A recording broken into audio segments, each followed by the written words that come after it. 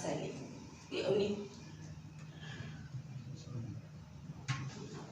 The only difference would be in terms of the length of time we've known Sally. So I've known Sally for about 26 years. And it feels like a lifetime ago, I'm sure it's somebody's lifetime. I met Sally when I was working at CBD. Thomas was an inspector, no, a clerk at that time, working at CBD depot. And the one morning, while I was sitting in the telephonist's office, this woman came in to the office. She stood there, hand on the hip like that, and she said, "I am Mrs. Hudsonberg."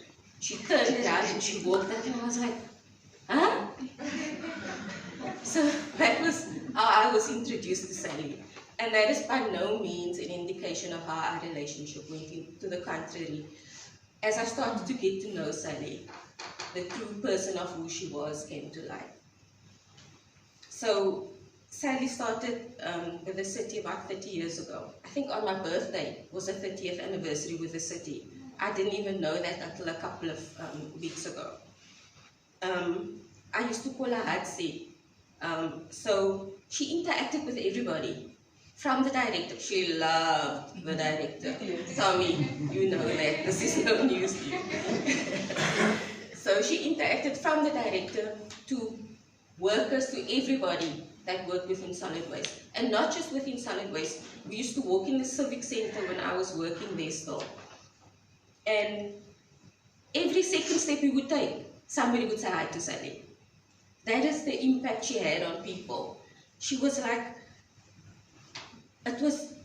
she attracted people. It was like, I call it the moth to a flame syndrome. And not in a bad way. Because like Dawn said, her personality, her charisma, her character attracted so many people to her. But on the other hand, she also kept people at arm's length. There was only a certain amount of people that she allowed in her inner sanctum. And you knew, if you were part of that inner circle, you had a piece of her heart. It was very difficult for her to trust people. But when she did, she trusted you with her everything. I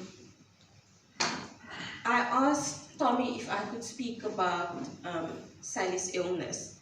So I'm not sure if I have everything correct, but based on our conversations, my understanding is that she was diagnosed with myasthenia gravis when she was 14 years old. 13 years old. And not a lot of people know why she held people at bay, but it was because of that, because of the impact of what the illness had on her life. So the disorder, it's an autoimmune muscular disorder, and it causes all of the muscles that carries the skeleton to go weak and to deteriorate. And Sally suffered symptoms that included weakness in her arms and her leg muscles, double vision, difficulty with speech and chewing. And there were days at work where she wasn't even able to swallow or keep her eyes open. But she continued. She soldiered on. That is what the character of Sally was. She had a fantastic work ethic. She had a love for people. Again, even though she kept people at arm's length, she still loved people. She was an advocate for the underdog. We all know that Sally did incapacities. And because of her illness, she had a sympathetic heart toward people when it came to dealing with sick and things and trying to get additional sick and all of those things. I don't want to go into that, but that was Sally, because she knew what it was like to be sick and not wanting everybody to know that you are sick.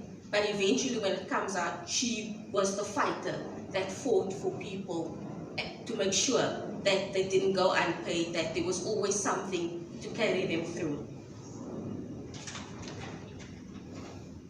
Just a few more things. The one thing that Sally did. There was a period in her life during this 26 years that we've known each other where medication for her condition was very scarce.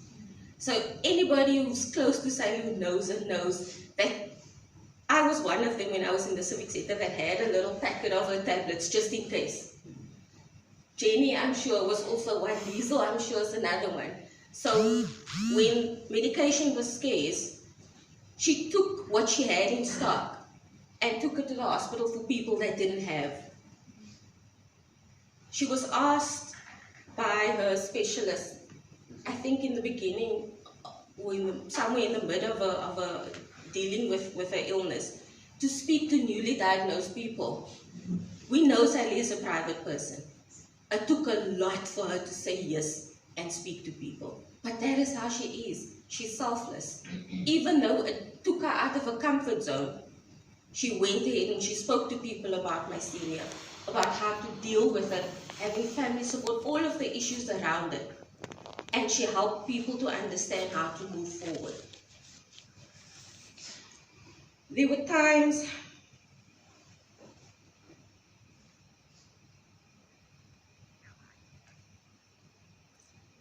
that Sally was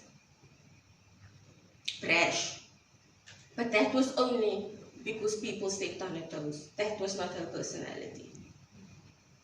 Sally had the kindest heart. She loved being part of the church.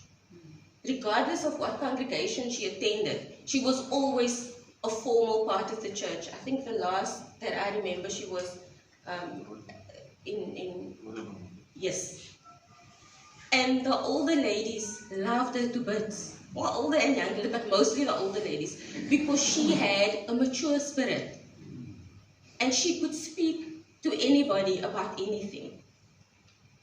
Her biggest love was the two men in her life, Eugen and Tommy. Her instincts with raising Eugen was so on par, guys, you will not believe it. She was able to give me advice, not just me, other people as well, on how to deal with the kids because of her instincts. Tommy, or Tom, he's a best friend and a stronger supporter. And she said that as much. If anybody tried to come between them, hey, man, you wouldn't even want to try. I was, for most part of my career in the city, Sally's muscle, especially when I was working in the Civic Center. Even though she had a big mouth, she had a very small heart. It didn't take a lot to make her cry. She was harrig. She wouldn't allow people to see her cry. She would go to the ladies and she would phone. When Jenny started with Jenny, she wouldn't phone Liesel because Liesel is just so a chunky Charlie like she was, really people. So she would phone me and she would vent. And I would say, well, for wie moet ek kom staan? Sê my net, ek sal met jou verloor, ek worry nie. But that is how much I loved her. People would do anything to help to make things better for her. So, she was known by various names. Sally, as most people knew her. Sally Ann, as Bridget loved to call her. Hadsy, as I love to call her. Mrs. Hudsonberg, Mrs. H, as Tommy used to love calling her. But most of all, she was known as Sally. She will be remembered as a daughter, a sister, an aunt, a friend, a colleague, a bestie, but most of all, the daughter of the Most High. I'm sure that we all have special moments that we have in our memory of Sally. I'm not going to share all of my special moments with you. I'll be selfish and keep those to myself, because those are the things that's going to help me through when I miss her too much, when I feel sad. I was going to read a poem, but I think I've taken up too much time already, so I will allow Liesel to pay her tribute to Sally. We love you, Sally.